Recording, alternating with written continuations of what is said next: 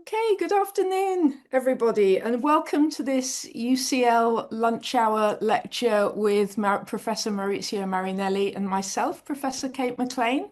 We're going to be hearing about moving markets, mobility, memory, and urban transformation in London and Hong Kong. There will be a presentation from Professor Marinelli, and then there will be a chance for Q&A afterwards. But I'd also like to take this opportunity to mark the fact that this is UCL's 200th anniversary. It's the 200th anniversary of the founding of UCL, and there are a number of events lined up to celebrate that milestone. 200 years ago, there was no university in London, and we're really marking the coming of a very radical, very different institution to a city that was the largest city in the world. UCL was to be open to people of all faiths, or indeed no faith. Women were admitted to the Slade School of Fine Art when it opened at the start of the 1870s, and from 1878 women were able to come to UCL, study alongside men and get a degree, and this was way before any other university was giving degrees to women. In UCL's bicentennial year, you can expect a major new exhibition, 3 books, installations from renowned artists, and UCL Illuminated, a spectacular immersive sound and light show on our central London campus. The main chord is going to turn into a multi-day theatre with filming, workshop, lights, laughter, comedy, theatre and drama. It's going to be magic.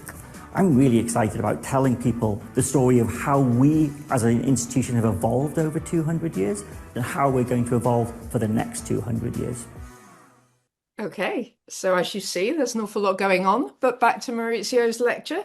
I'm delighted to introduce Maurizio. We've worked together for several years now, and we both share an interest in markets.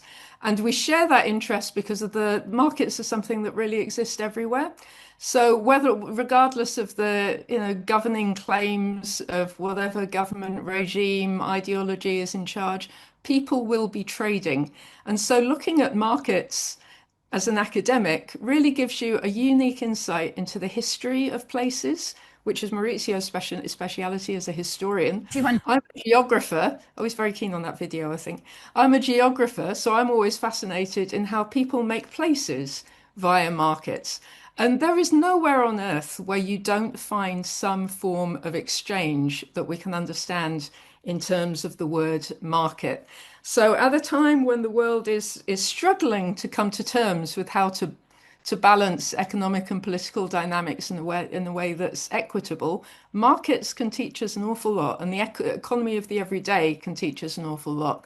And my particular fascination with what Maurizio is going to be talking about here is that how the markets in Hong Kong relate to the markets here in London. I don't think I can turn my camera around, but if you were to look outside my kitchen window right there, you'd see Ridley Road Market, which may in a Hackney Dalston institution, basically, that it may in certain ways feel a million miles away from the markets of Hong Kong, but there are compelling similarities, striking similarities.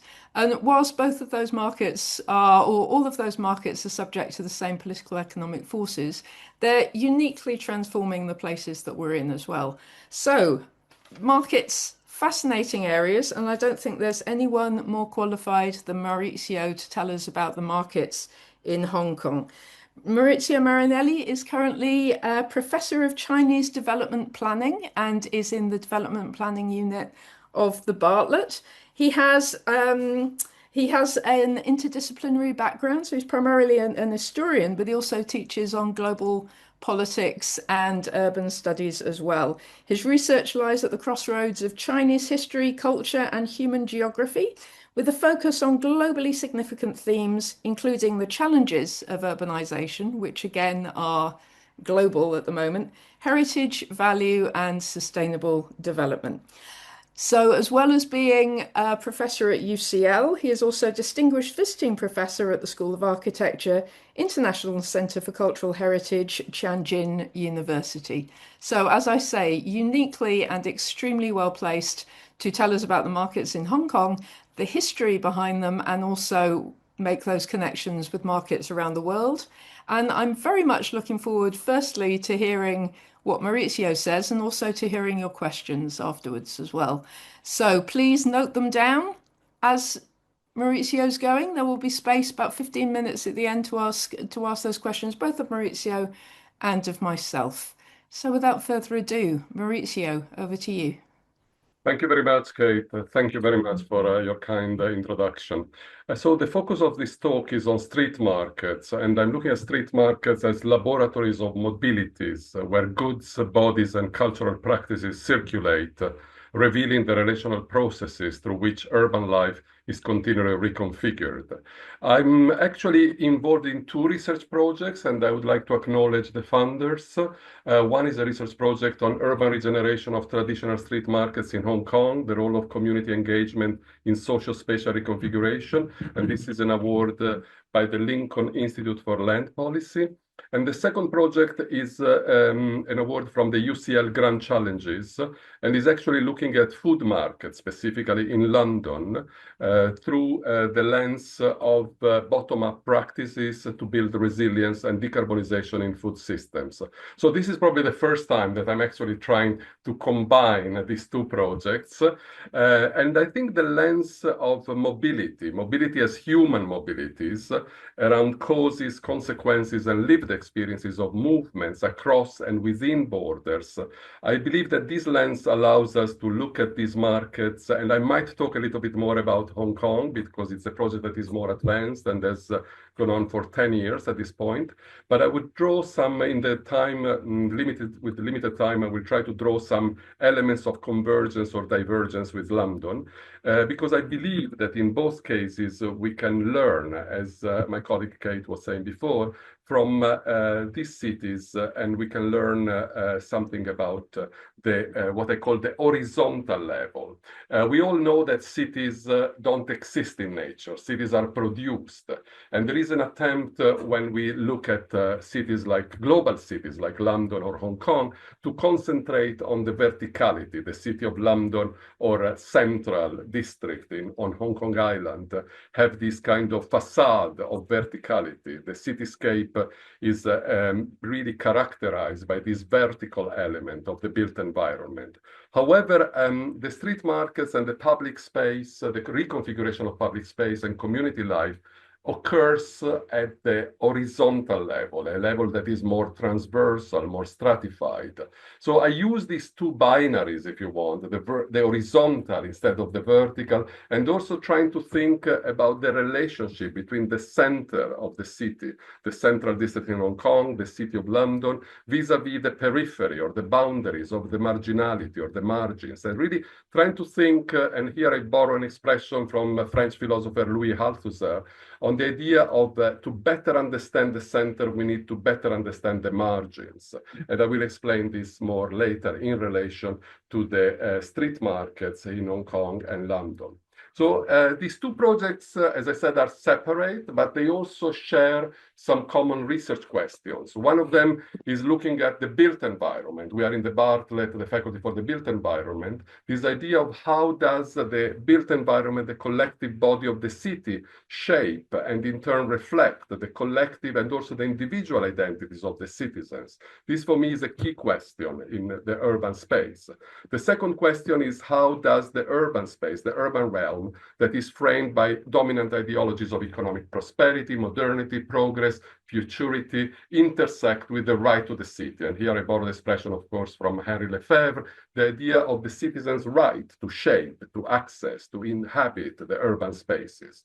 And again, the last question is very relevant in street markets in particular and in public space in cities, because I'm thinking of how we can really reconcile the imperative of urban development and this idea of the city for profit with the human mobility and the everyday practices of walking in the city, define the top-down urban planning.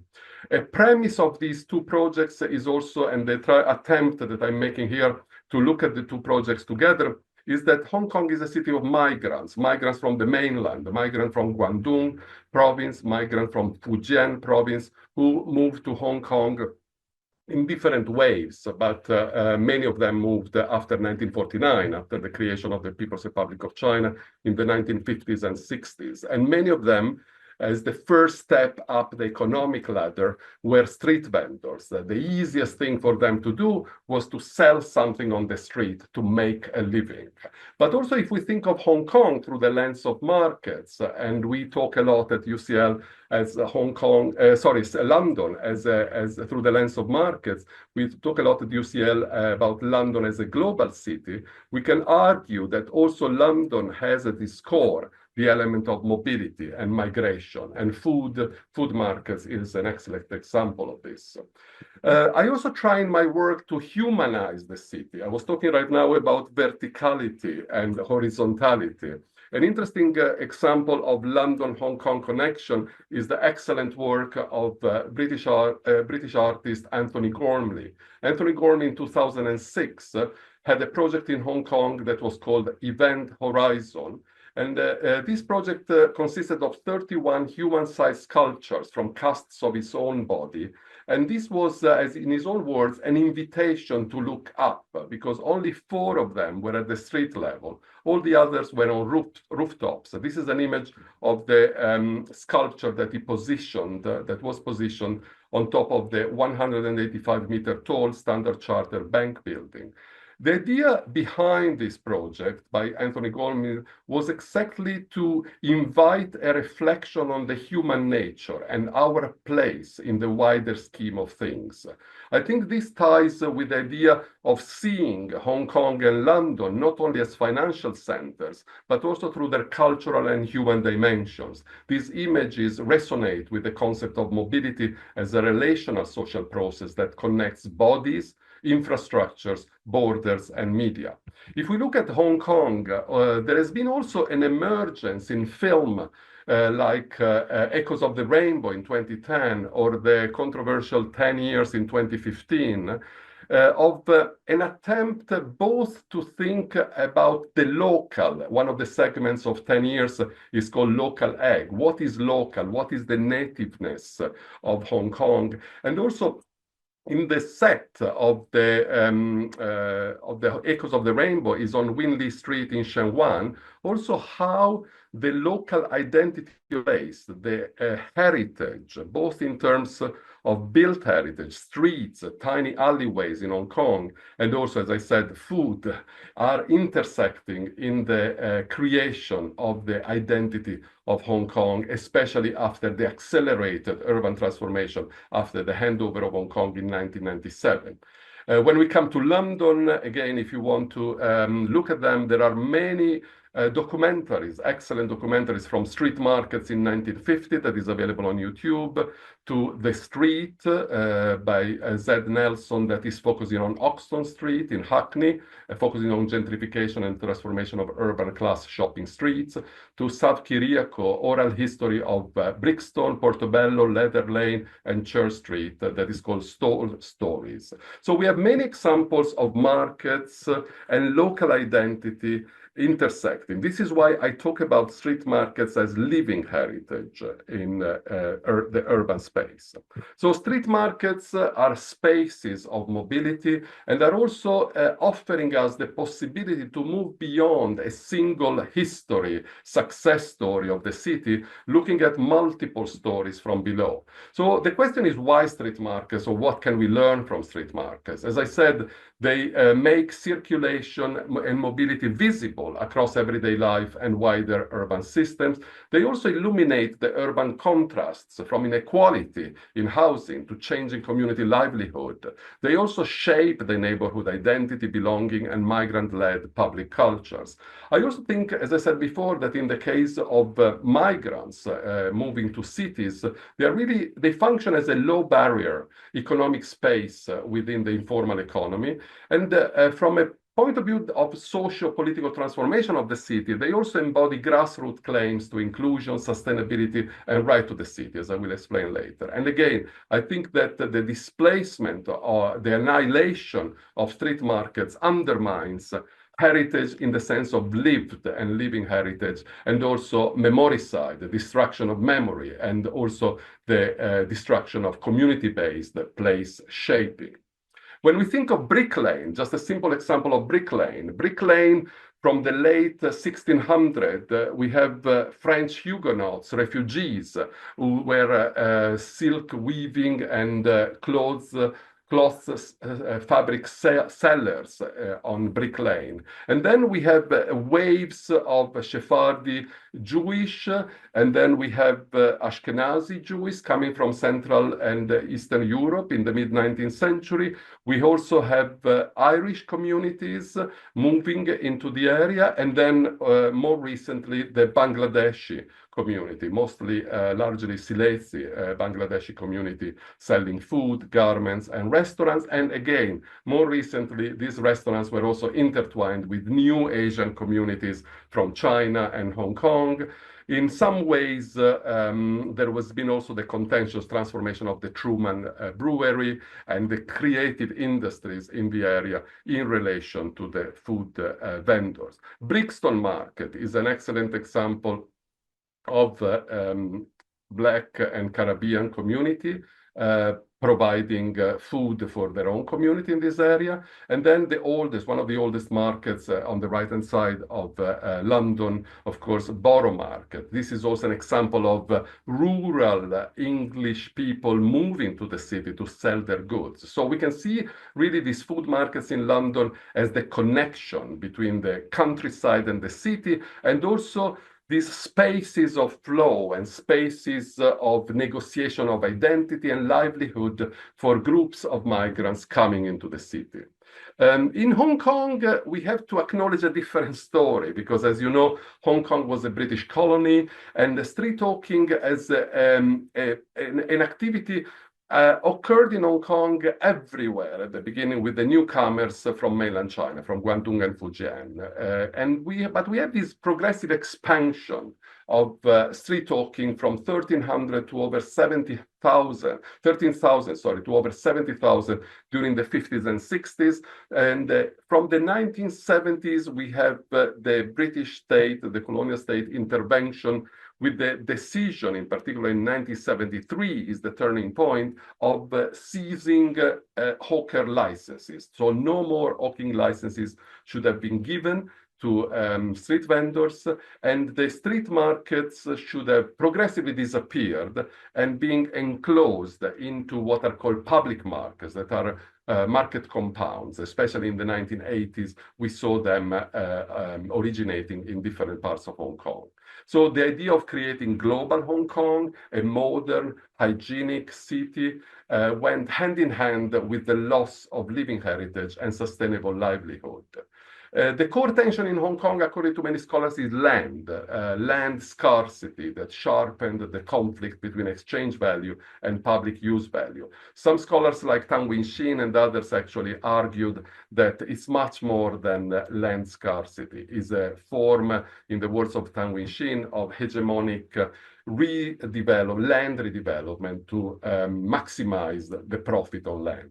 When I started this project on Hong Kong, I acknowledged that there were excellent works, like the work of scholar Josephine Smart that was published in 1989, that were looking at street talkers' control and management of public space, but then no major works from the 1990s. So I really thought that it was important to look at Hong Kong beyond the verticality and beyond the center, looking at this kind of horizontal, transversal, more stratified space.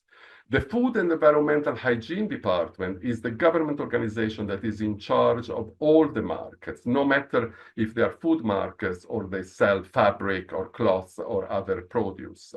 And the aim of the Food and Environmental Hygiene Department, as you can see from this slide, was to progressively decrease the number of unlicensed hawkers. As I said, from 1973 onwards, more effectively from 1981, the government didn't issue any more license. And so the idea was to monitor, basically, the progressive disappearance, as this graph shows from 1990 to 2010, this success story of the Food and Environmental Hygiene Department in progressively diminishing the number of unlicensed. But then from 2010 onwards, the Food and Environmental Hygiene Department, the FEHD, also started using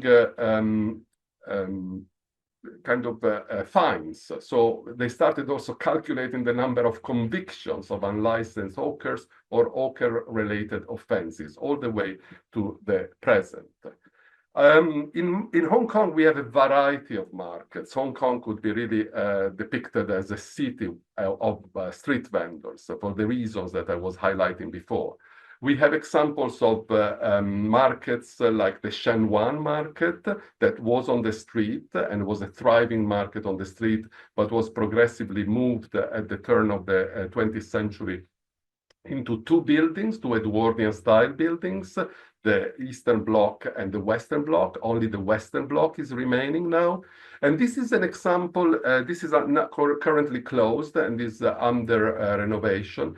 But this is an example of probably of the end of a street market, when the market is enclosed into a building. And it can compare the Western market to Covent Garden in many ways, to this kind of reconstituted heritage, this kind of curated spectacle, branded heritage, as well as dissonant heritage. The difference with Covent Garden is that in case of Covent Garden, we have the new Covent Garden. So the original market was moved to a new location, and the old Covent Garden remains as a touristic attraction. In the case of the Western Garden, Western market, the street market disappeared, and the Western market became a very strange listed building in which we have a strange mixture of fabric sellers, sellers of nostalgic colonial times objects, and then on the top floor we have a dim sum restaurant that also functioned for a very long time for weddings and major ceremonies. So in this sense, we cannot argue that it was a market anymore. Graham Street Market in Central, this location is particularly important because if you go to Hong Kong and you take the train from the airport into Central, you land at Hong Kong Station, and you are in the Central District. So the Graham Street Market that originated right after the beginning of colonial Hong Kong, after the Opium Wars, is something comparable in one way or another in terms of regeneration to the Borough Market, because in both cases, we also have the presence of the Link Asset Management Limited, that is this major real estate investor and management company that operated in markets in Hong Kong and then also in London. But this is a prime site that I will talk about a little bit more extensively today. Then we have an area in Hong Kong that we don't have in London that is called the Shan Shui Po district, that is very close to the Boundary Road. The Boundary Road was the boundary between British Hong Kong and mainland China. And this was an area, of course, of migrants who settled in this area, a very poor and marginalized area that I define as a 24/7 street hawking, street market experience. We have markets that are really improvised in terms of elderly people, as you can see in this slide, selling on the street.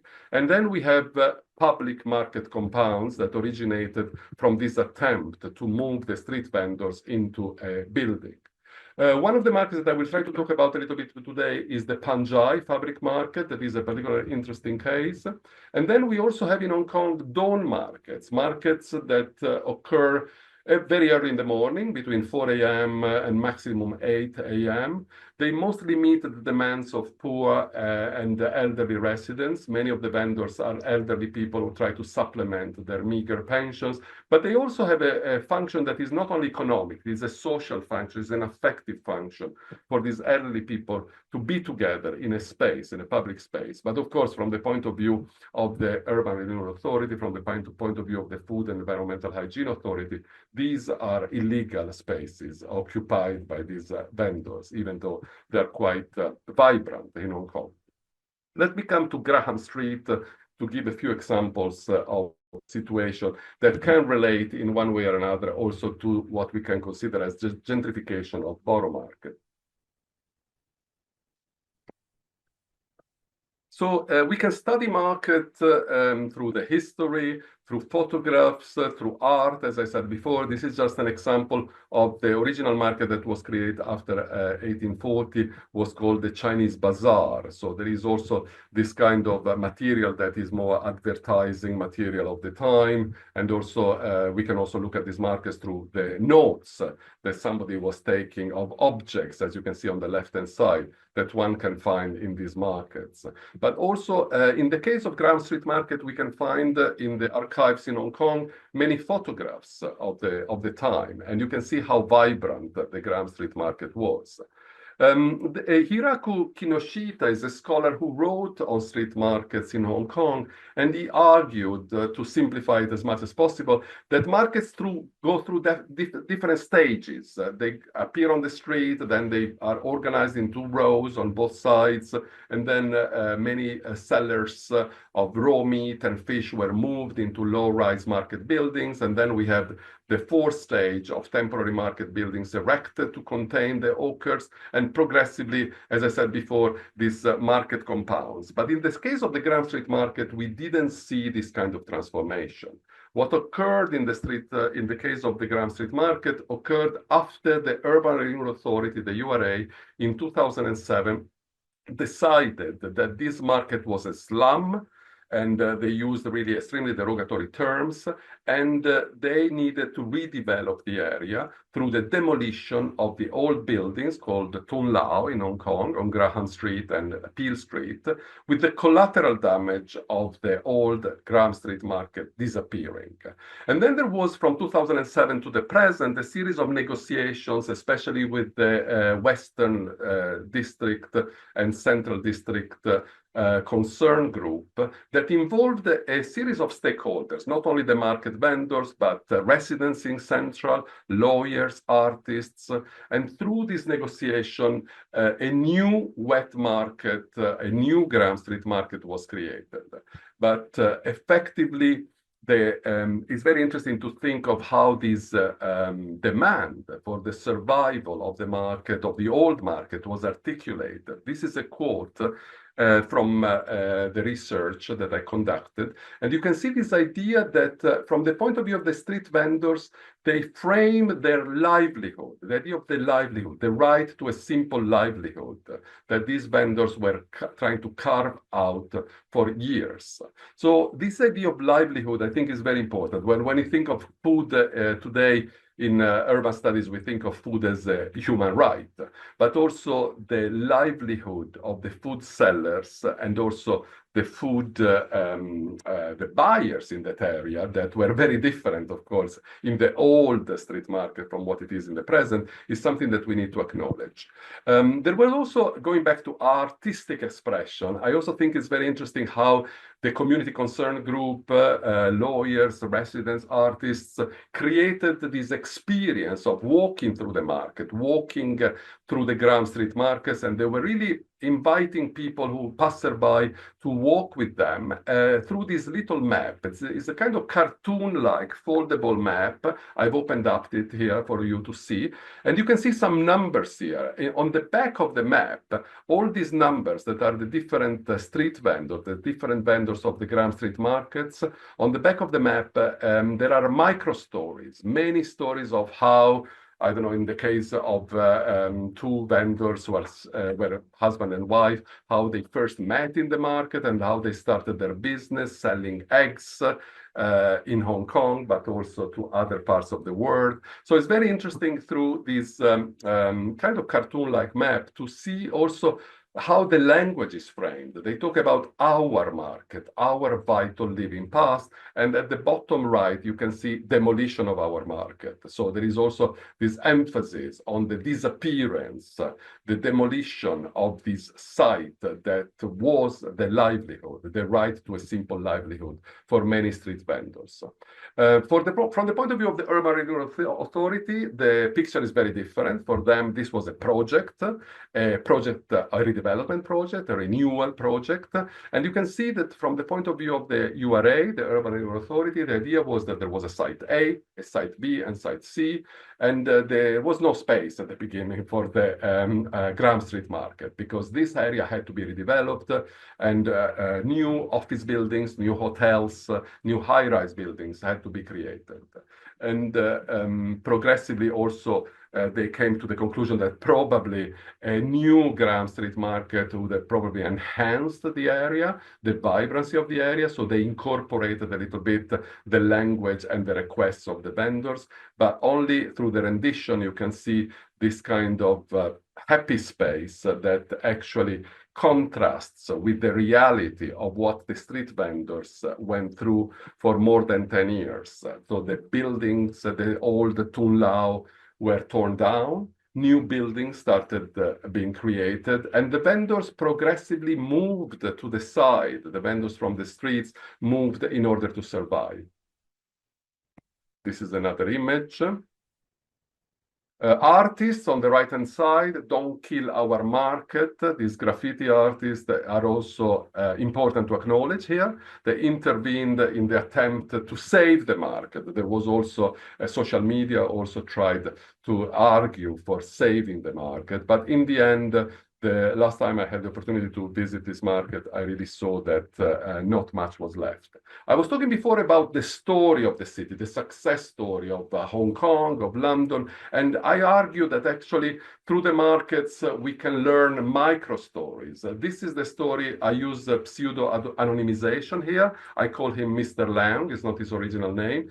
He is a fisherman who is he went fishing in the morning every day, and then he prepared some smoked fish that he was selling in this basket, as you can see on the left-hand side. These signs have nothing to do with him. He doesn't even have a stall. The signs are actually belong to the office in the back that is a rental accommodation, a sort of small estate office. And he's there in the afternoon every day, reading his newspaper and trying to sell his fish, okay? So these are the micro stories that I was talking about. The You Fight Seafood is a very popular store, and as you can see, it's really leading onto the street in Graham Street Market and interviewing the street vendors and also the customers. I learned that the street vendors are really also helping the customers to learn how to cook the fish, giving recipes. And so there is an element, especially in a place like Hong Kong, where the old Hong Kong residents used to go to the market even 3 times a day, because the idea was to have fresh produce on the table. There is a relationship. Sophie Watson, in her work on the magic of the marketplace in the UK, she talks about rubbing along, how you are in the market and you rub along other people. And there is this element of sociality and affective, emotional space creation through the markets, through the relationship that is created between the vendors and the buyers. I will move quickly to Shan Shui Po. As I said, it's an area, it's a particular area. Some of you might be familiar with the roofs of Shan Shui Po. The roof of these buildings have been used for a lot of films, kind of martial art Hong Kong films. But you can see the density in Shan Shui Po. We are very close, as I said, to the boundary lane. This is a more recent picture of Shan Shui Po. But for many years, Shan Shui Po was really this kind of marginalized, extremely poor neighborhood, sadly known for the cage units, where people, especially single men or single women, live in a space that is extremely limited and is often compared to a cage. And many residents in this area were using markets as for affordability, okay?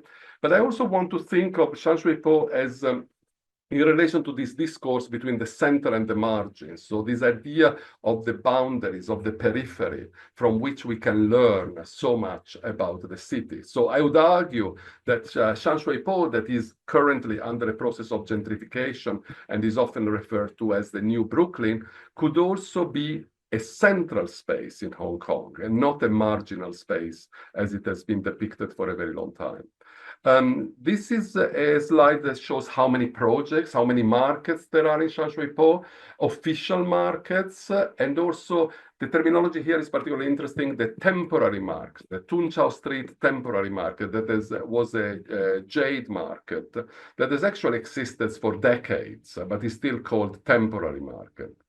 I was mentioning before, from 1973 onwards, this idea of getting rid of street vendors from the street in the Peihe, on the Peihe Street, that is one of the main roads in Shanxuipo. The attempt was to move all the street vendors into this compound, into this public market compound that opened in 1995.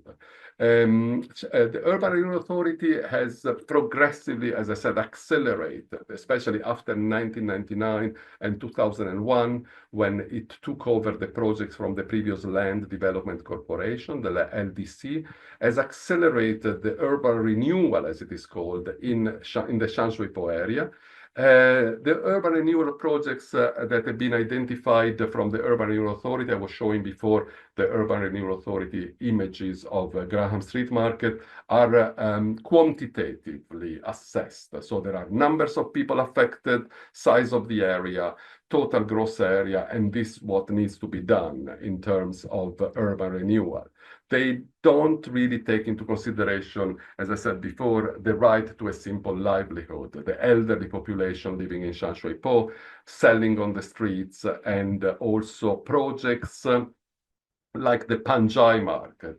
In 1978, because of the construction of the Chuan tube line in Hong Kong, is called the MTR line, 192 clothing and fabric hawker stalls moved to a temporary market area at the crossing between Yanqiu Street and Light Chi Kok Road, in this area that you can see here on the right-hand side. And they made their livelihood, they created their livelihood in this empty space between buildings, strangely enough, opposite to the Shanxuipo police station that you can see at the top. And under these trees, for many years, these fabric vendors, who were mostly migrants from Guangdong province, with several families and clan-based networks, shaped the market community and lived in this area until 2023, when in January 2023, on the last day of January, they had to move away from this area to make space for housing buildings that were created, that are in the process of being created in this area. So the Panjai is, Panjai means the shed, from the shape of this market. And the Panjai market, street vendors intersects with the history of fabric and textile industry in the whole area. There is a very interesting video film that was made by my colleague Jimmy Lowe, with whom I've worked, that I indicated here on Vimeo, the trailer, if you're interested in, and at UCL, if you are a student or staff at UCL, we also have it in the library. Something very interesting about Panjai is that they were not just selling fabric, they were selling excess fabric stock and cloths, mainly gathered from the nearby factories in Chungshawan and Shanxuipo. So it is stock product that refers to the leftover or samples or ends of cloths, which can be sold at substantial lower price or be disposed of. So as I said before, this really had a very important social function, because many schools for student projects, or many homeless people or people who were living in the cage units or low-income residents were able to make their own clothes, or to ask the vendors, who were also tailors, how to make their own clothes, so, or make the clothes for them. So even in this case, we have this very strong element of sociality and affective relationship. During the interviews that I conducted in this area, I heard over and over this idea of the human touch, the Renqing Wei is called in Chinese, this sense of a human experience that the customers were experiencing when entering into this space that has this very kind of, if you want, a not very organized and normativized aspect. So in this sense, I think that markets, going back to what sociologist Sophie Watson argued for markets in the UK, the idea of rubbing along, really offer this kind of sensory experience of smell, sound, and touch that we can also find as an element of convergence of the street markets in Hong Kong and London. Artists, even here in the case of Panjai, colleagues from different universities, designers, have also conducted projects with their students, imagining what Panjai could have become. And also the Panjai vendors also became really advocates for their own rights. This idea of asserting reasonable claims and maintaining self-reliance and sense of dignity. This is what this banner says on the right-hand side. And they also tried in 2016, there was an attempt to talk with the Legislative Council. This is one of the examples of the Panjai Hawkers Associations and others. So there is also an image of myself in this picture on the back, a younger me. And they tried really to put forward what was a proposal of a social enterprise in order to continue their business and, again, guarantee the right to a simple livelihood. This was a proposal that is available online. It's a very articulate and sophisticated proposal analyzing the background of the Panjai market and also what are the problems, what are the possible solutions. A sort of business model is put forward with a market assessment, marketing strategy, and this proposal was acknowledged with two major awards. One is the award from the Hong Kong Institute of Planners, Silver Award, and the other one came from an Australian association, the Wendy Sarkisian Courage to Engage Award, that defined this market as a common, where the Hawkers had shaped and created a unique social and affective space that contributed to the public good and also put forward, as you can see in this slide, different ways of using space in the new location. Nevertheless, in the end, as I said before, at the end of January 2023, 16 fabric vendors, fabric hawkers moved to the new home on Tung Chau Street, this temporary former jade market, while 33 of them accepted an ex gratia payment and left due to the increasing precarity, old age, and concerns about the significant higher rental costs in the new space. This is the new space, excuse me, that where they had to move. And it was a space from the very beginning that revealed the complexities of finding, of making it into, turning it into their home, because it was not, certainly not suitable for the fabric vendors. It's very easy, for example, I don't know, somebody passes by and throws a cigarette through these doors, through these gates, and this would be very dangerous, of course, for the goods. I want to conclude with an attempt somehow to think about these markets. What is at stake with wet and street markets in Hong Kong? If we think of these markets also through the lens of the risk of displacement, the element of community rootedness, the regulatory stability, and also the price accessibility. As you can see from this graph, I wanted to highlight in yellow the issue of low or stable regulatory stability is one of the issues in Hong Kong, while with the deeper red, we can see the high pressure of displacement risk.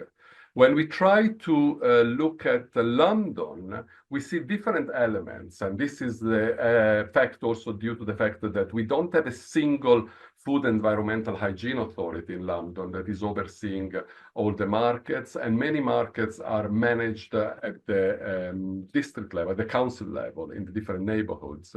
So one of the key elements in London is price accessibility. So the gentrification of borough markets has led to an increase of prices that, of course, is pricing out a lot of the previous market customers. In the case of Brick Lane, we have a mixed picture in terms of elements of community rootedness at risk and regulatory stability and also price, while with Brixton is another case. So we have a diversity of cases in the case case of London.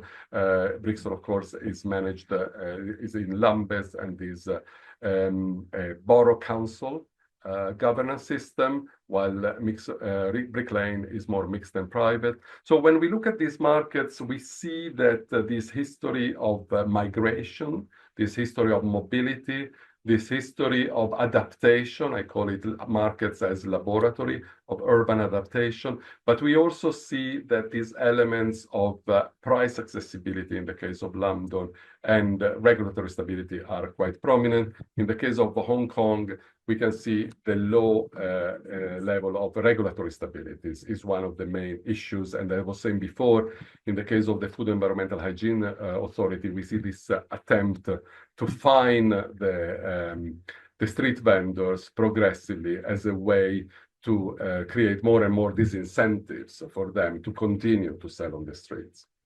So to conclude, I'm looking at, as I said, at markets through these 3M, the idea of markets as spaces of migration, of migrants, spaces of mobility, mobility of goods, ideas, and people, and also as spaces of memory.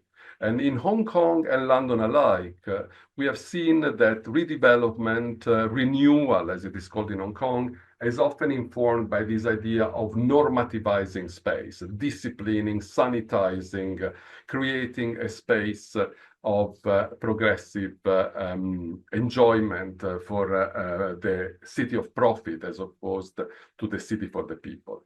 And with this progressive production of social spatial sanitization, we have seen also displacement and unequal mobility appearing more and more. So why do street markets matter? They matter because they're more than sites of exchange.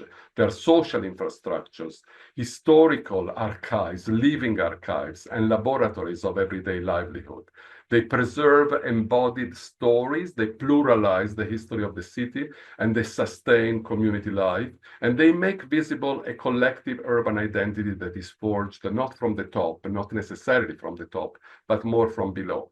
So I define the street walkers in this sense as the real historians of the cities because of the stories that I've learned about their own lives, but also the transformation of space. And I argue that framing street markets as social infrastructures of everyday mobility and living archives of urban adaptations, we really can learn more about the elements of continuity and change in the cities we live in. So viewing markets through the lens of mobility, I suggest, reveals also the affective, the material, the socio-political entanglements that shape urban transformations and allows us to reimagine the urban as a relational field of resilience, transcultural identity, and everyday creativity. I will finish here and I will move to the pre-final slide in which we have a QR code. If you have, thank you for listening, and if you have any questions, you can submit them through the Slido, we call it, okay? Thank you very much. That's fantastic. Thank you, Maurizio. That was really, really fascinating. I absolutely loved how you brought out the importance of those micro stories in that. And that really showed how people are coping with such similar dynamics across the world, like the dominance of this large scale. You talked about that a lot, the kind of vertical scale, the way the numbers erase these stories because they're operating at a higher scale, and just what gets left behind when what we often miss out when we allow that kind of focus. And despite all the similarities that you brought out between Hong Kong and London there, and I think they're compelling. I think you really brought out the realities on the ground in Hong Kong as well. So thank you. Thank you for that.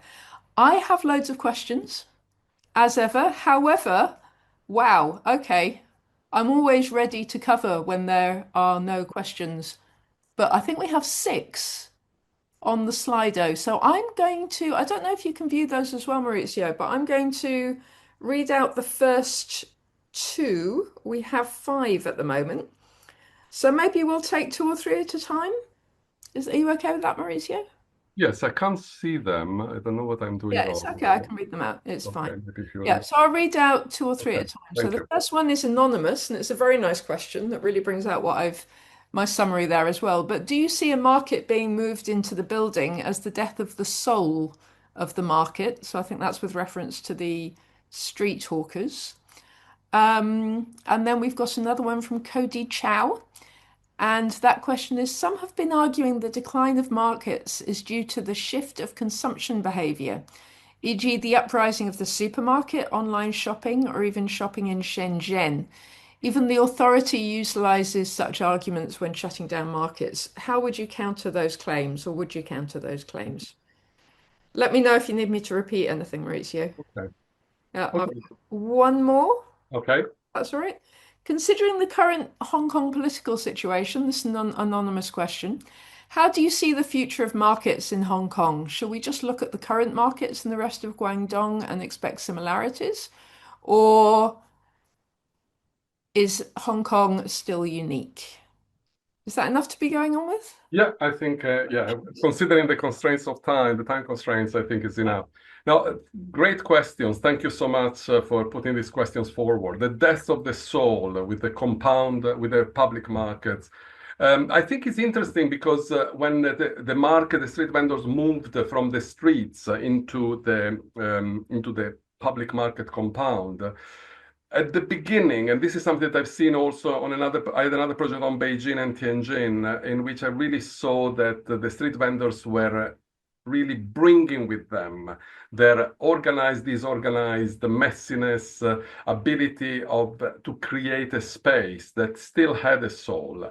But progressively, through these 10 years of visits in Hong Kong and also my visits to Borough Market, to Brixton, to Brick Lane markets, I have to say that, yes, progressively the soul of the market is disappearing. In that sense, I think that there is an element of also what I was talking about of sort of affective emotional capital that existed, that was palpable on the streets. And when we move inside the building, there is other elements start appearing. One of them is linked to the second question, the shift of consumption behavior. Moving the markets from the street inside the building, of course, the higher costs of rental inside the building also are undermining the lower class residents.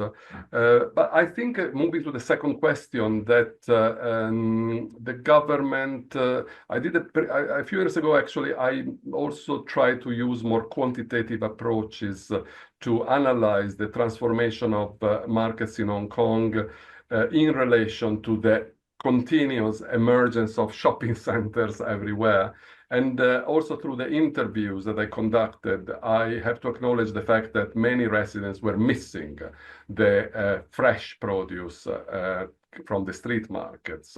So the shift of consumption behavior can also become, as the person who put the question forward also emphasized, a strategy that is used by the government or the government authorities against the tactics that the city dwellers are using in the city.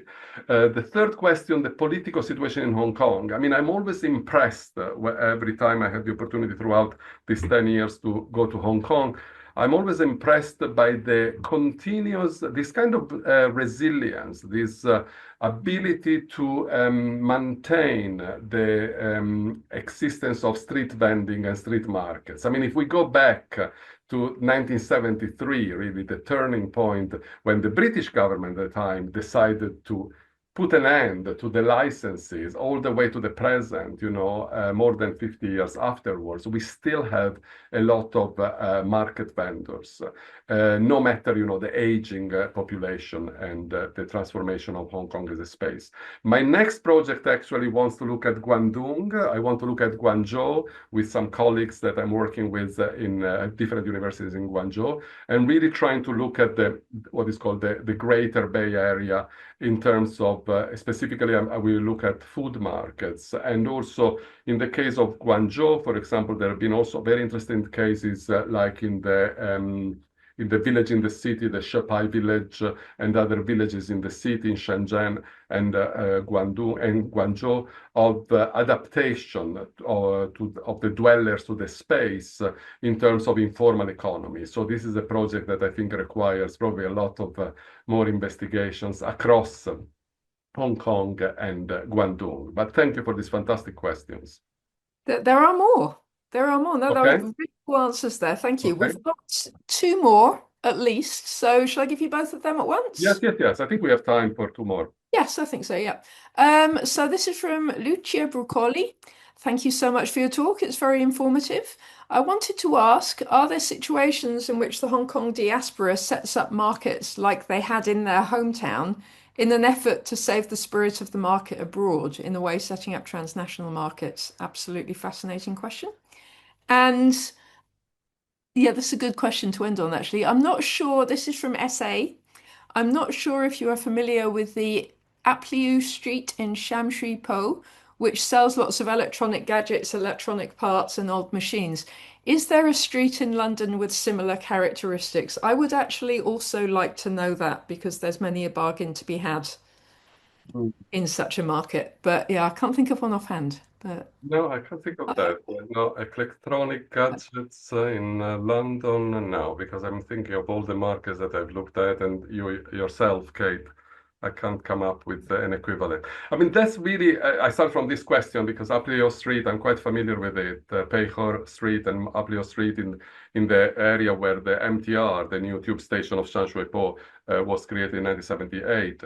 Again, we see that many of the former street vendors have left, and there are also street vendors who sell different products. But there is a kind of identity in this space, like the Aplio Street electric gadgets, that is difficult to find in other cities in the world. And this leads to this discourse of Shanshui-Po as a 24/7 market area with street vendors, and also there are also elderly people during the night who are collecting the cardboard boxes and other objects from the street markets and reselling them. So it's a sort of 24/7 sort of circular economy that is created in Shanshui-Po.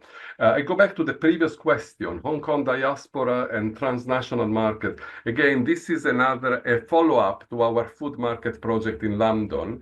We want to look, because with a wider team that I want to acknowledge in this project that has been with seed funding of the UCL Grand Challenges, we are trying to think of a larger grant in which we want to look at the trans-regional and transnational markets and transcultural, how the element of transculturality and transnationality enter into the Hong Kong diaspora in the UK, but also we have members of the team who are working on the Lebanese community. And we are really interested in looking at, as I said before, London as global London, as a city of migrants, and how migrants contribute, of course, to the economy and the livelihood of London, but also adapt in terms of, I don't know, food ingredients that they cannot find or they want to find, or different ways of and different practices in different markets.